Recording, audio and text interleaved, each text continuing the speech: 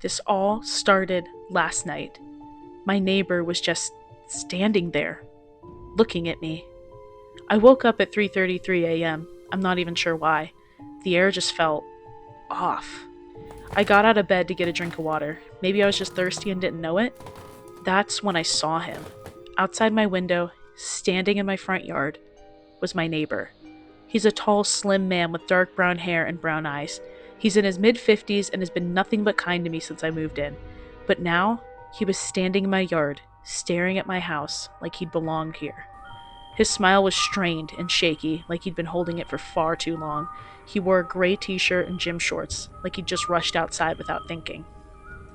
I pressed my face against the window. He didn't seem to care that I was looking back at him. His broad shoulders and tall frame looked uncanny in the moonlight, like he didn't belong in the dark. I checked my window to make sure it was locked. It was. The hairs on the back of my neck stood up as he kept watching me. He was far away, but I could have sworn he wasn't blinking. I squinted. He was holding a dog leash. He had no dog with him, though. Just the empty leash dangling by his side. Maybe his dog had run away and he was searching for it? But why stop here? Why smile like that at me? His hair was messy and blowing in the cold September wind. My heart started to race as I watched him. I closed the blinds and checked every lock in the house. My neighbor, Dale, had never been a weird or creepy guy. He lives with his wife and 2 kids. He's always doing yard work and talks to me about local fishing spots sometimes, but he's never been that guy. I slipped my phone through the blinds and snapped a picture of him standing there. Maybe this was some kind of emotional break? Whatever he was doing, it was creepy as hell. I went back to bed and tried not to think about him. That all happened last night. Today, an eerie wave came over me while I brushed my teeth. The prickling feeling on the back of my neck told me something was wrong. Something bad was going to happen. The kind of feeling that strangles your bones and chokes you from the inside out. I've gotten this feeling once before. My grandfather was in the hospital, and that same sense of dread took over my entire body. He died that night. I pushed that thought away and washed my face. I had already double-checked that everything was locked, but I knew I'd do another walk around before bed. At about 9, I grabbed each doorknob, making sure the house was locked up tight. Then, I went to bed, trying to ignore the sinking feeling in my gut, the feeling that something was watching me. I rolled over and pulled the blankets over my head. I closed my eyes and did my best to relax. I jolted awake from a dreamless sleep. My mind was foggy, but that feeling was still sitting heavy in my chest. Without thinking, I stood up and left my bedroom. I walked into the kitchen. The blinds were still closed from last night. I opened them with a hesitant hand. Dale stood there. I jumped back. He was wearing the same clothes as last night, but he didn't have the dog leash. This time, he held a plastic grocery bag, and it looked like it was dripping some kind of liquid. I pulled my phone out to take a picture, and my eyes flicked to the time. 3:33 a.m., the same time as last night. I snapped another picture of his smiling face and pulled it up on my phone. I couldn't tell if his eyes were open. He could have been sleepwalking or something. I zoomed in, trying to see the whites of his eyes. The more I zoomed in, the more his features blurred. But they didn't blur normally. When pictures blur from zooming in, you can still make out something. With him, you couldn't. His face looked distorted, like the image had been recorded over by something else. His eyes were misshapen smudges that looked almost intentional, like someone had rubbed them away with a thumb. The only clear part of his face was that smile. The harsh lines of it stretched their limit with false joy. I looked back up at him and met his gaze. I felt smaller the second I made eye contact, like a prisoner in my own house.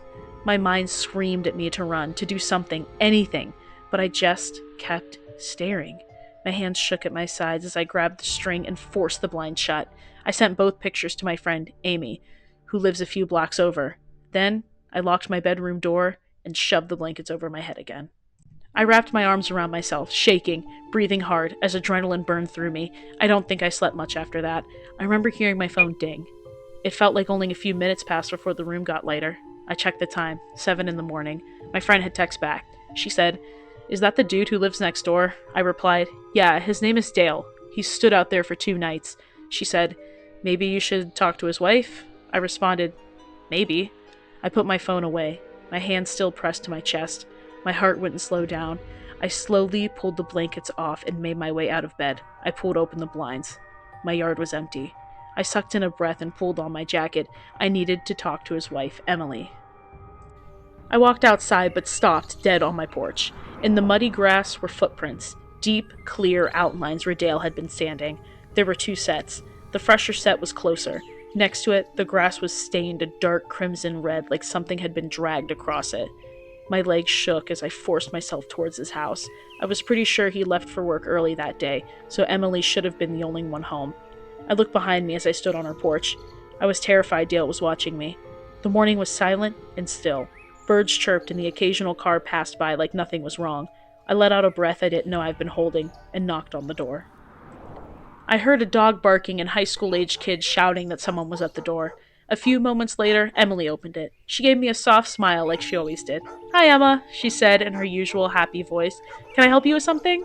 I hesitated. I didn't know how to politely ask why her husband was standing in my yard at 3:30 in the morning with this dead, stretched smile on his face. "Is Dale doing okay?" I asked. The words came out kinda awkward. Emily didn't seem bothered. "Yes," she said. "He's doing well. Why?" I paused again, collecting my thoughts. The dog was still barking behind her. "It's just that he's been outside my house at night lately," I said. Emily's shoulders dropped, but her smile didn't change. "He does that sometimes," she said. "Don't worry about it. I think he needs some fresh air to help him get back to sleep when he wakes up too early." "Oh, okay. Do you know what—" "Goodbye now," she interrupted. Before I could get another word out, she closed the door. I stood there, stunned. Emily was always kind. The dog's barking stopped. I didn't hear her footsteps moving away. I took a step closer to the door. I stood up on my tiptoes, shut one eye, and looked through the peephole. I nearly fell backwards. Emily's blue eyes filled the entire peephole, unblinking.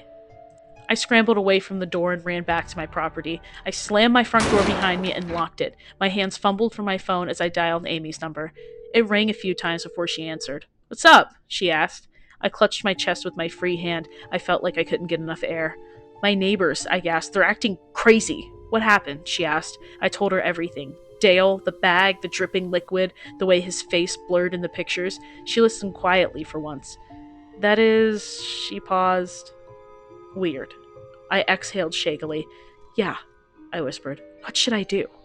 "Maybe call the cops?" she said. "Okay," I said. "I'm calling the cops." I dialed the non-emergency number. I wasn't sure if this was an emergency. It felt like one, but Dale hadn't technically done anything illegal. A man answered after a few rings. I explained everything as he listened the whole time without interrupting me once. When I finally finished, there was a pause. Then he spoke. "Dale just does that," he said. I tried to speak again, but he hung up. I stared at my phone like it was something I didn't understand. My mind tried to grasp what had just happened, but it couldn't. My phone slipped out of my hands and hit the floor with a dull thud. My blood ran frigid like I'd been stepping on snow. I didn't do much the rest of that day. I stayed near the window for hours, waiting. Night finally fell. The house felt too quiet. Owls hooted outside. Bugs whistled faintly in the darkness, filling the world with life I couldn't understand. I checked the clock. 3 in the morning. I waited longer. Then I looked down again. 3:33 a.m. I looked up. My whole body seized. Dale stood there. His face was contorted into a wicked smile. His skin was stretched to the limit as blood ran down the sides of his mouth. The pressure of his grin made his skin look like it might crack, like ice splitting under weight. His eyes were locked on mine. He was closer to the window tonight, close enough that I could see every wrinkle and harsh line carved into his face. Every crack at the corner of his mouth were filled with crimson. His eyes had a horrifying glimmer to them. A green hue glossed over them like glass, like when you shine a light on a dog's eye in the dark. I stared at him, and he stared back. My throat tightened. I gave him a gentle nod. He didn't move. I lifted my hand and waved, like my body was trying to pretend that this was normal. Slowly, he raised his arm. His wrist twisted back at an unnatural angle. His hand flopped like it was broken. I let out a sharp sound, half scream, half breath, as I fumbled for my phone. My back hit the wall. I dialed 911 and pressed the phone to my ear. It rang, and rang, and rang. No one answered. I ended the call. My skin crawled. I tried to look away from this grotesque, jerking movement outside the windows, but my eyes kept dragging back to him. I opened my messages to text Amy. My fingers shook as I typed out the words, "He's back." The second I hit the send button, the message changed. It autocorrected to, "It's me." A scream got caught in my throat. I moved toward the window, shaking so hard I could barely stand. I lifted the blinds just an inch to peek through. Then I threw myself back. Dale's entire face filled the window. His smile was right there, right up against the glass. I ran. I sprinted through the empty house, my footsteps echoing. I snatched my keys from the counter and rushed for the front door. I flung it open and snapped my head toward the window. Dale was standing beside it, but his eyes were on me. He wasn't waving anymore.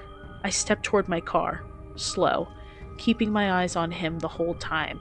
My hands trembled as I reached for the door handle. Dale slowly lifted his arm. He was holding his phone. My stomach dropped as the flash turned on, and the sound of the phone starting to record ripped through the silence of the night. And the animal sounds outside stopped, like the world had shut its mouth. I yanked open the car door and flew myself inside. Dale was closer now. The light from his phone made my vision blur, but I couldn't stop looking at him. I jammed my key into the ignition. The car came to life. My shoulders tensed as I forced myself to look away long enough to reverse out. I glanced back. A thud hit the side of my car. Dale's hand was pressed against my window. His other hand held the phone up, recording my face through the glass. Why was he recording me? I slammed on the gas and tore away from him, spilling onto the road. I didn't breathe until I was speeding toward Amy's house. I parked, scanned the streets, and bolted out of the car. Dale wasn't anywhere. Amy's house was dark. As I got closer, my chest tightened. Her front door was ajar. I sprinted inside. Right inside the doorway, I saw her. Amy was laying on the floor in a pool of thick blood. A metallic smell filled the air as I fell to my knees beside her. I grabbed her head gently, like my hands could fix it if I held her right. "Amy!" I shouted, shaking her. She didn't react. I shook her harder, my breathing turning into uneven and desperate sobs. My whole body trembled as I pulled out my phone again and tried to call the police. Someone answered. "It's me," a quick voice said. Then the line was dead. I stared at the screen through the tears. Reality hit me like a punch. Amy was dead. My entire body ached. Grief and guilt tore through me violently, and I couldn't catch my breath. I cried harder, folding over her like I couldn't keep her there. But she was gone. I stood slowly. Rage filled my chest. I stumbled back to my car and started driving. My hands clenched the steering wheel so hard my fingers hurt and were white. I flicked on my high beams. Dale's eyes shone in the darkness. He stood in the road, perfectly still. He was still recording me. I didn't think. I floored it. I aimed my car right at him. He didn't move.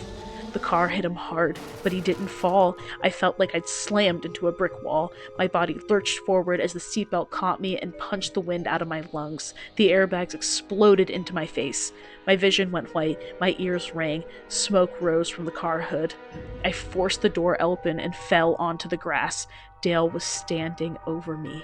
The hood of the car was crushed and buckled, steam drifting up into the stars. The bright light of Dale's phone shined straight into my eyes like a spotlight. I scrambled up, keeping my eyes on him, and backed away toward my house. Every instinct screamed at me to run, but my body wouldn't do it. I just kept moving backward. I made it inside and slammed the door behind me. I locked it. I locked it again. I had to be safe in a locked house. I had to be safe. My mind swam. Colors flashed in my vision as I stumbled through the hallway. I hit the wall with my shoulder, pain rippling through my ribs. My heart felt too heavy to hold up. I made it to my bedroom and slammed the door. I locked it behind me. The second my head hit the pillow, I was out. The pain lingered in my body. The sorrow, the fear, the agony. I woke up to silence. No birds, no cars, no noise.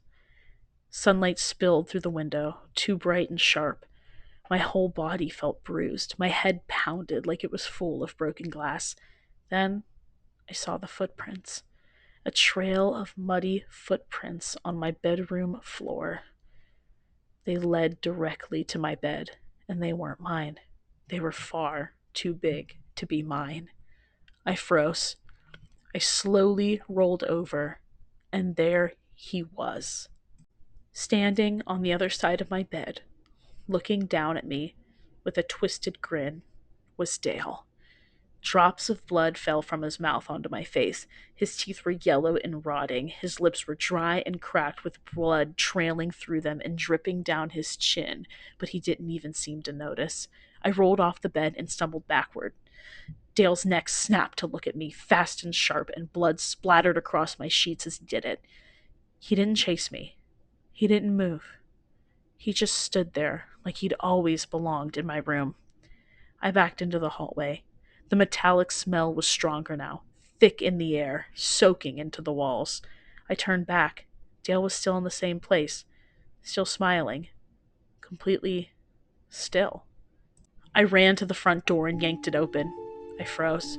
My yard was filled with people, police officers, children, friends, strangers, family members. They were packed shoulder to shoulder, crammed tight like a crowd at a parade. Every single one of them was smiling. All of them were staring at me. There was nowhere to run. There was nowhere to go. I heard footsteps behind me. I didn't have to turn around to know it was Dale. My whole body went rigid as he rested his hand on my shoulder. His breath hit the back of my neck, hot and wet. The crowd took one collective step closer in perfect unison. Their eyes were fixed upon me. I tried to speak, but only a whimper escaped my lips. There is no way out. Are all of you one of them now? Is this really how it's going to end?